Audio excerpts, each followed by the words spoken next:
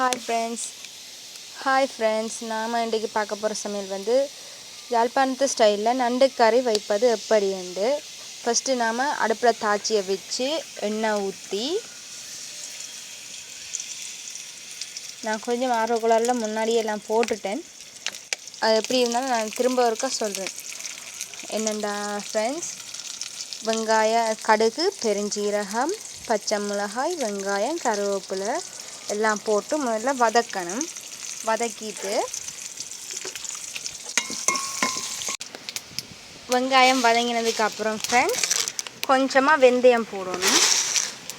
போட்டுட்டு அப்புறமா நாம் முழுக்கமிலை கொஞ்சம் போடணும்.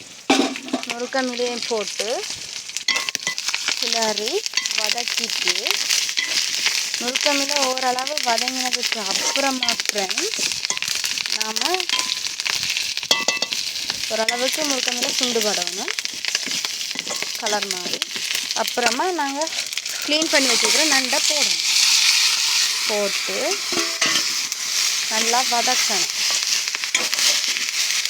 நான் சொன்ன மாதிரி நீங்கள் முழுக்கமிலை போட்டு நண்டு கறி வச்சு பாருங்கள் ஃப்ரெண்ட்ஸ், எவ்வளோ சூப்பராக இருக்குன்னு நீங்களே பிறகு கமெண்டில் எனக்கு சொல்லுவீங்க.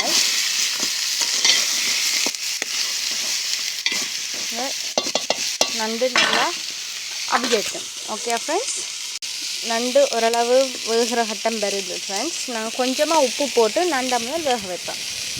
ஓகேயா, நண்டு அவிஞ்சு வந்துட்டுது ஃப்ரெண்ட்ஸ். கொஞ்சமாக தேங்காய் பால் விடுவோம். நண்டு மூழ்கிற அளவுக்கு கொஞ்சமாக தேங்காய் பால் விடுவோம். விட்டுட்டு நண்டு மூழ்கிற அளவு நம்ம தேங்காய் பால் விட்டுட்டோம் ஃப்ரெண்ட்ஸ். அதோடு நாங்கள் வீட்டில் அரைச்ச குழம்பு மிளகாய் தூள், எங்களோட காரத்துக்கு ஏற்ப குழம்பு மிளகாய் தூளை கொஞ்சமாக போடுவோம். போட்டுட்டு